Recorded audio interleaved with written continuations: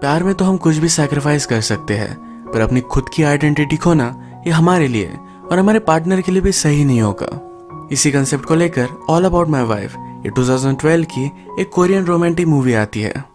इस मूवी में husband wife का डायनामिक ओवरऑल बहुत ही अच्छे से दिखाया गया है।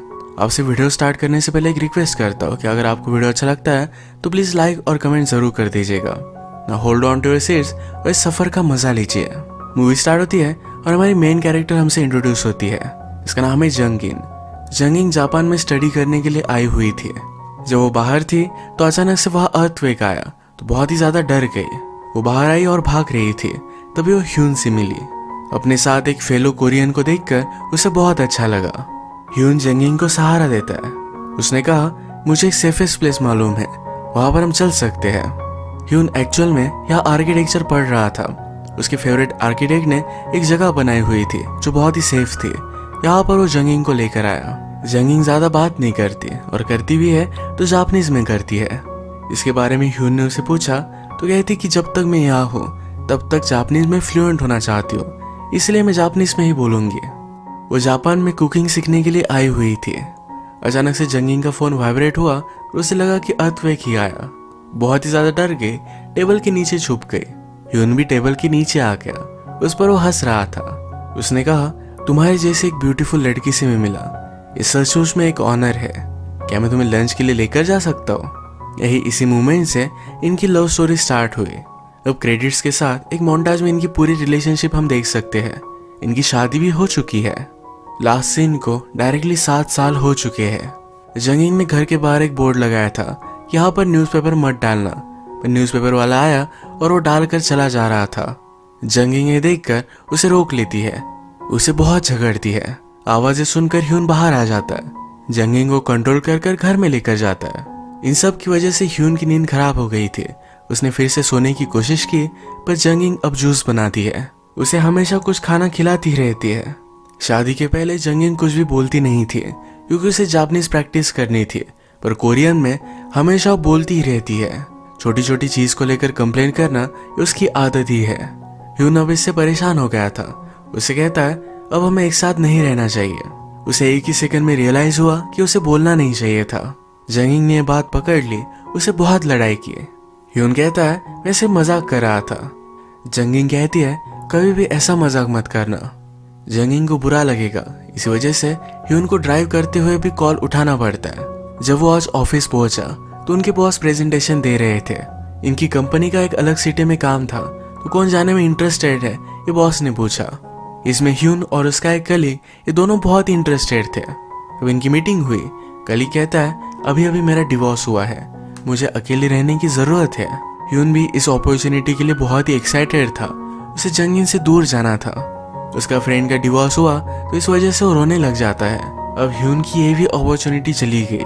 जंगिन ने ह्यून को आज जल्दी घर बुलाया था, पर वो जा नहीं पाया, तो वो बहुत ही अपसेट थी। वो कहती है, आज मेरी फ्रेंड मुझे मिली थी, वो अपने हस्बैंड से ऑनलाइन मिली। उसने मुझे पूछा, इतने साल हो गए, अभी तक मुझे बेबी नहीं है। ह्यून ने कहा कि तुम ज्यादा वरी मत करो, लोग क्या सोचते हैं इससे कुछ भी फर्क नहीं पड़ता। ह्यून अपनी सारी फ्रस्ट्रेशन ऑफिस में अपने फ्रेंड को बोलता है। वो कहता है कि मुझे इतनी इरिटेट करती है कि अब मैं उसके साथ नहीं रह सकता, उसे डिवोर्स भी नहीं ले सकता। वो उसे हजारों क्वेश्चन पूछेगी, एलिमोनी लेगी, ये सब वो अफोर्ड नहीं कर सकता। उसके फ्रेंड ने उसे एडवाइस किया, तुम उसे एनॉय करो, जो भी चीजें वो तुम्हें कहने के लिए कहती है वो मत करना। ह्यून ने फिर आज रात ट्राई किया। जंगिन ने उसके लिए बहुत सारा खाना बनाया था। वो कहती है, जल्दी से वॉशअप हो जाओ, फिर हम डिनर करेंगे। वो कहता है कि आज मैं फ्रेश नहीं होने वाला। जंगिन उसके पास आई, उसका टेम्परेचर चेक किया, सब कुछ ठीक था, तो उसे मार कर कहती है कि जाओ जल्दी से वॉशअप कर आओ। बेचारा ह्यून कुछ कर भी नहीं सकता। जंगिन ने बनाया हुआ डिनर बहुत ही टेस्टी था, तो सब कुछ खाना पड़ता है। अब ये भी ट्रिक उसकी फेल हो गई। वो फिर से सब फ्रस्ट्रेशन अपने फ्रेंड्स को बताता है। उसने रिक्वेस्ट की कि प्लीज मुझे उस साइट पर जाने दो।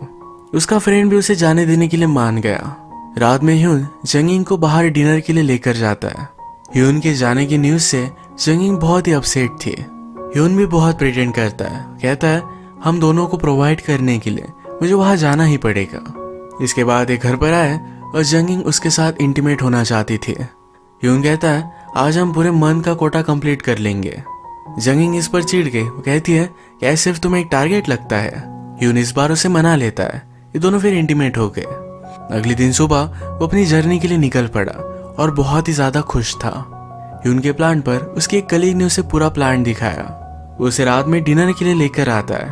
वो उसे कहता है इस बार मैं फर्नीचर वगैरह कुछ भी बाय नहीं करूंगा। वो सारी रिस्पॉन्सिबिलिटी से दूर जरा फ्री रहना चाहता है। रात में ह्यून घर पर आया तो जंगिंग ऑलरेडी वहां थी। उसके लिए फिर से बहुत अच्छा खाना बनाया था। इससे ह्यून बहुत ज्यादा शॉक हो गया। उसे कहती है मुझे लगा था कि यहाँ आना हार्ड होगा, पर हमारी रिलेशनशिप को भी एक टेंडर टच की जरूरत है। हम समझेंगे जैसे हमारे सेकंड हनीमून है। ह्यून ने खाते हुए फिश टेबल पर रख दिया था। इस पर जंगिंग उस पर बहुत ही गुस्सा हो गई। ह्यून को लगता है कि अभी उसे मार डाले, पर बेचारा कुछ भी कर नहीं सकता। उसने कहा कि मेरा पेट अपसेट है। वो टॉयलेट गया तो उसके पीछे पीछे जंगिंग भी आई।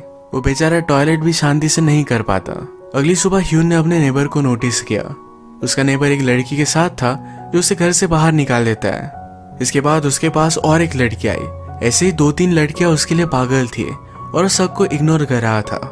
उसका नेबर एक प्लेबॉय है, उसका नाम है जैंग। आज रात ह्यून के ऑफिस में पार्टी थी।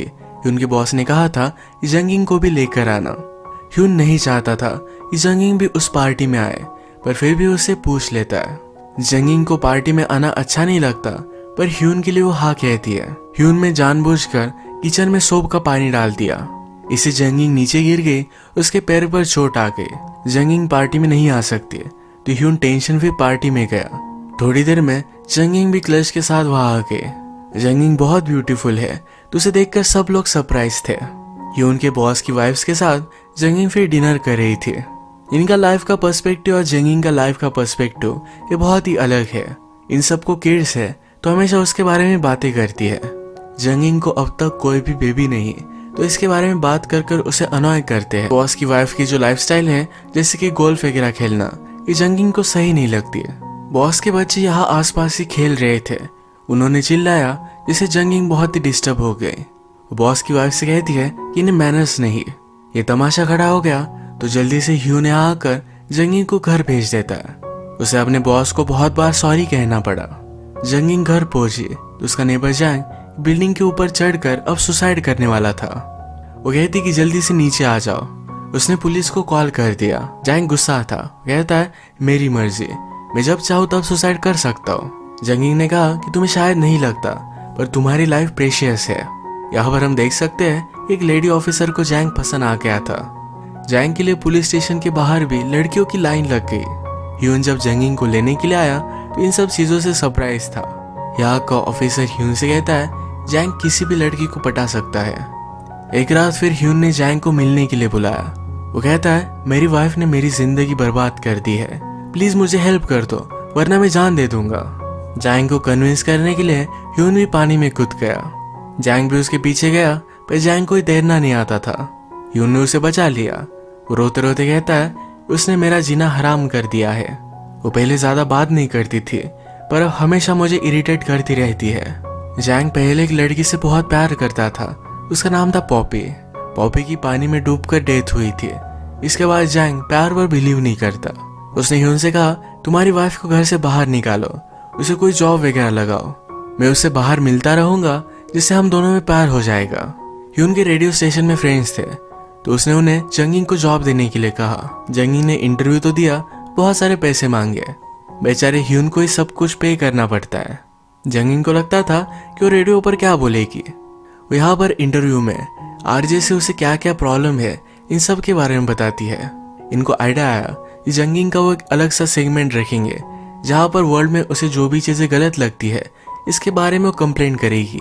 एक दिन ह्यून जंगिंग को बाहर लेकर आया था। इसी कैफे में जैंग जाकर जंगिंग को अप्रोच करता है। ये दोनों हंसने लग गए थे। जंगिंग अपने फर्स्ट डे पर कहती है कि वर्ल्ड बहुत ही ज्यादा ऑप्टिमिस्टिक है, हमेशा पॉजिटिव रहता है, पॉजिटिव बातें करता है।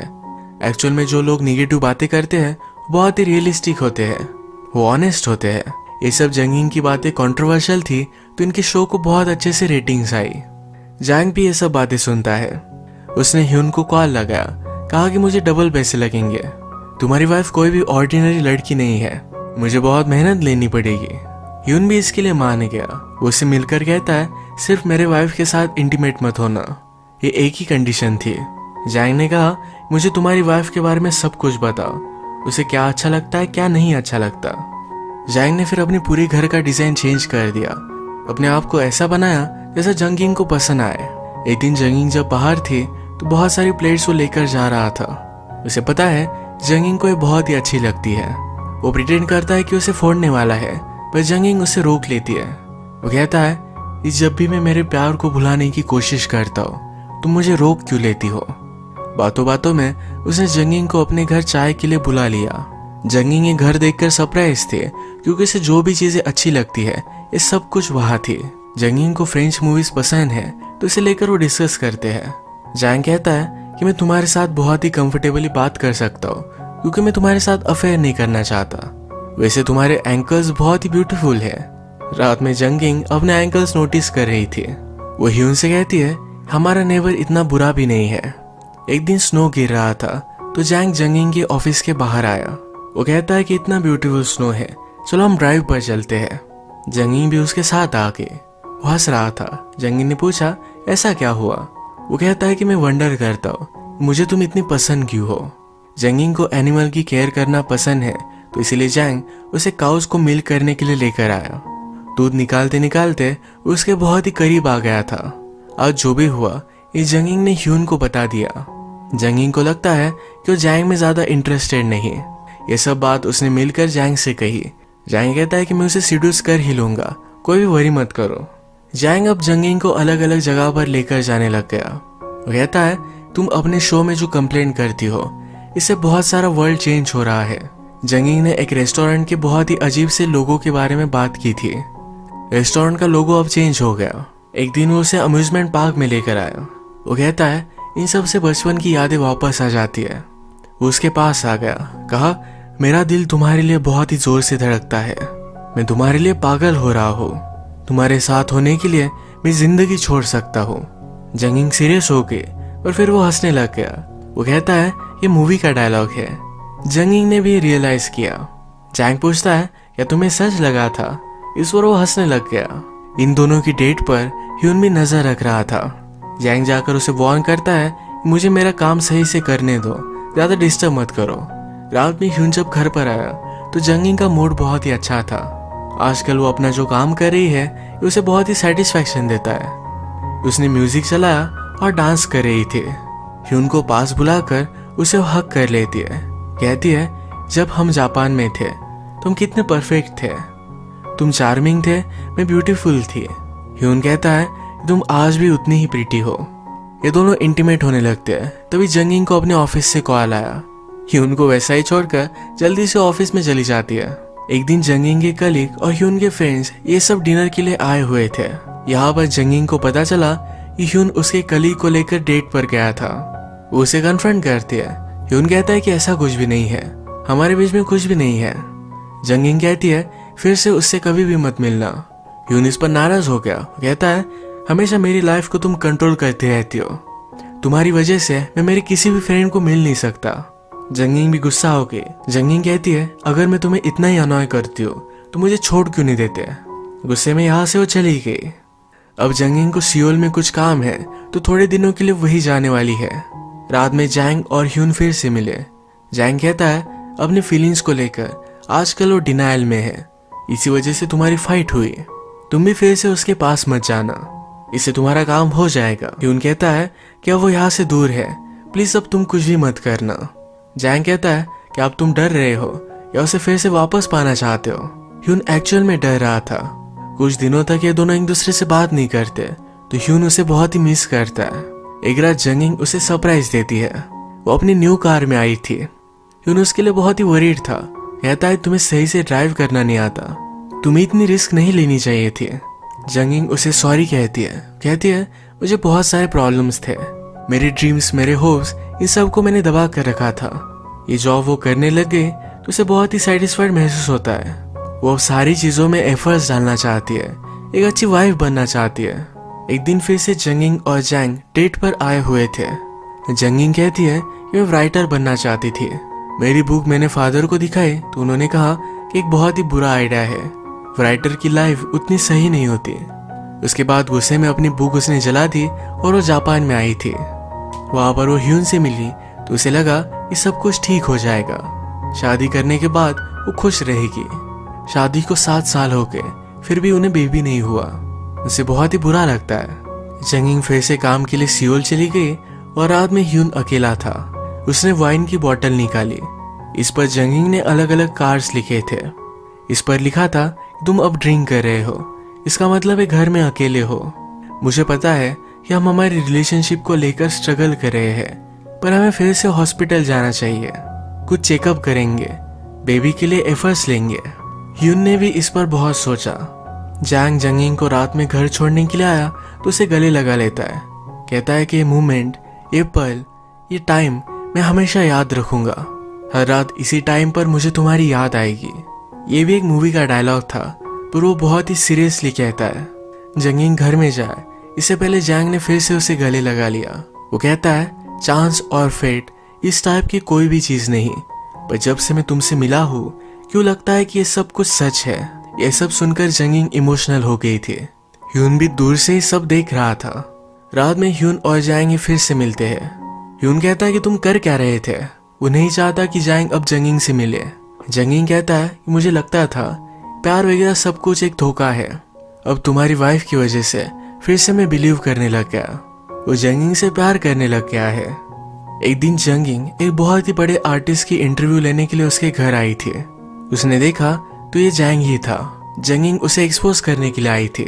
उसे कहती है तुम हर लड़की को फंसाते हो, उसे प्यार के झूठे वादे करते हो। जैंग ने कहा मेरी वाइफ की सी में डूबकर डेथ हो गई थी। उसके बाद उसे बहुत दर्द हुआ। उसे लगा प्यार एक बहुत ही घटिया चीज है। वो दुनिया की सारी औरतों से बदला लेना चाहता था, इसलिए सबके साथ इंटीमेट हुआ। जब मैं तुमसे मिला तो रियल लव क्या होता है मुझे पता चल गया। मेरा हार्ट चिल्ला रहा है ये तुम्हें जाने नहीं दे सकता। इन सब बातों से जंगिंग टेंशन में आ गई। ह्यून को जब इसके बारे में पता चला तो जंगिंग के पास आ गया। वो उसे पूछता है तुम इतने अपसेट क्यों हो। जंगिंग ने कहा कि हम इसके बारे में कल बात करेंगे। ह्यून कहता है ये सब उसकी वजह से है। जंगिंग सरप्राइज थी, उसे जैंग के बारे में पता है। ह्यून कहता है कि यह सब एक झूठ था, वो सिर्फ तुम्हारे साथ एक गेम खेल रहा था। मैंने ही उसे ये सब करने के लिए कहा था। इस बात से जंगिंग बहुत ही हर्ट हो गई। वो कहती है हमारे बीच इतनी साल की रिलेशनशिप ये सब एक झूठ थी। वो अब ह्यून से फिर से नहीं मिलना चाहती। अचानक से फिर से अर्थक्वेक आ गया तो ह्यून उसे सहारा देता है। इस सब के बाद जंगिंग ने डिसाइड किया है वो ह्यून के पास फिर से वापस नहीं जाएगी। जो भी हुआ था ये रेडियो पर वो बता देती है। वो कहती है हमें जो लगता है हमें सब कुछ बता देना चाहिए। सिर्फ एज अ कर्टेसी रिलेशनशिप में रहना सही नहीं। मैं उसके लिए बहुत सारी चीजें करती थी। हमें अब तक बेबी नहीं था तो घर घर लगे, इसी वजह से बहुत सारी आवाजें करती रहती थी। अब वो डिवोर्स लेगी। जंगिंग अपसेट होकर सी के पास बैठी हुई थी तो वहां पर जैंग भी आया। वो पानी में जाकर सुसाइड करने वाला था, पर जंगिंग ने उसे बचा लिया। जंगिंग जैंग से कहती है तुम सही से किसी से प्यार नहीं कर सकते क्योंकि अपनी वाइफ को तुमने अब तक छोड़ा नहीं। उसे तुम्हें अपने दिल से जाने देना चाहिए। जैंग इस पर बहुत रोता है। ह्यून जंगिंग को मनाने के लिए आया पर वो कुछ भी उसका मानती नहीं। ह्यून फिर जैंग से मिलता है। जैंग उसे कहता है तुम्हारी वाइफ को मैं पसंद हो क्योंकि मैंने उसे फिर से एक वुमन की तरह ट्रीट किया था। जब भी अर्थक्वेक आता है तो हम लोग रिबिल्ड करते हैं। तुम्हें भी अपनी रिलेशनशिप रिबिल्ड करनी चाहिए। जंगिंग कुछ भी मानने नहीं वाली थी। डिवोर्स होने से पहले अपना सब सामान लेने के लिए वो ह्यून के पास आई। बाहर एक न्यूज़पेपर वाला इन्हें फिर से न्यूज़पेपर देकर गया। इन्होंने बहुत टाइम से कहा है कि हमें कोई भी न्यूज़पेपर की जरूरत नहीं।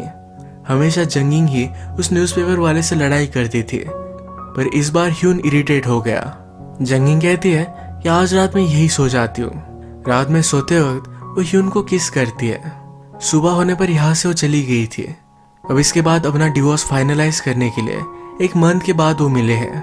ह्यून जंगिंग से पूछता है जब तुम जैंग से फर्स्ट टाइम मिली थी तो हंस क्यों रही थी। जंगिंग बताती है जैंग ने मुझसे कहा था तुम्हारी जैसी ब्यूटीफुल लड़की से मिलना मेरा एक ऑनर है। यही बात तुमने फर्स्ट टाइम मुझसे कही थी। मुझे हमारी फर्स्ट मीटिंग की याद आ गई। इनकी बातों में कोर्ट का लंच ब्रेक हो गया। ये दोनों भी एक कैफे में आ जाते हैं। यहाँ पर ह्यून ने ऑर्डर दी पर कैफे में कुछ भी अवेलेबल नहीं था। वेट्रेस और बहुत ज्यादा चिढ़ गया। जंगिंग कहती कि तुम्हें ऐसा नहीं करना चाहिए, ये लोग बहुत ही मेहनत करते हैं। ह्यून को अपनी गलती रियलाइज हुई और वो हंसने लग गया। वो कहता है कि जब तुम इरिटेट होती थी तो मुझे बहुत ही अजीब लगता था, एम्बैरस लगता था। मैंने कभी रियलाइज ही नहीं किया तुम अकेली पड़ चुकी थी। अब जब मैं अकेला रहता हूँ तो मैं भी तुम्हारी तरह ही इरिटेट हो चुका हूँ। अचानक से जंगिंग का फोन वाइब्रेट हुआ। उसे लगा कि अर्थक्वेक आया। वो जल्दी से टेबल के नीचे छुप गई। ह्यून भी नीचे आता है, उसे बता देता है कि ऐसा कुछ भी नहीं है। फर्स्ट टाइम वो उससे मिला था, जो बात कही थी वो फिर से कहता है कि मैं आज इतनी ब्यूटीफुल लड़की से मिला, इस सचमुच में एक ऑनर है। क्या मैं तुम्हारे लिए लंच बाय कर सकता हूँ? इसके बाद ये दोनों फिर से वापस कोर्ट में नहीं गए। अपनी रिलेशनशिप को सुधारने का फिर से ट्राई करेंगे। अगर हम देखें तो जंगिंग बहुत ट्राई करती है अपनी रिलेशनशिप में एफर्ट्स डालने का। इस सब चीजों में उसने अपनी खुद की आइडेंटिटी खो दी थी। फिर से जॉब करने लग गए तो उसे फिर से अच्छा लगा। फिर से अपनी रिलेशनशिप में सही से एफर्ट्स डालना चाहती थी, पर ह्यून इसके लिए रेडी नहीं था। जब वो रेडी हुआ तो बहुत ही लेट हो गया था। ये जरा टाइम एक दूसरे से दूर रहे और एक दूसरे को बहुत मिस किया। अपनी गलती रियलाइज कर फिर से दोनों एक साथ है। कितना भी झगड़े फिर भी एक साथ ही रहेंगे। इसी के साथ आज का वीडियो हम खत्म करते हैं। अगर आपको अच्छा लगा तो प्लीज लाइक कर दीजिएगा। बहुत सारी मूवीज लेकर आते रहते हो तो प्लीज इस चैनल को सब्सक्राइब कर दीजिए और बेल नोटिफिकेशन आइकन दबाना मत भूलिएगा। हम फिर से मिलेंगे और एक नई मूवी के साथ। तब तक के लिए थैंक यू और आप अपने आप का ख्याल रखिए।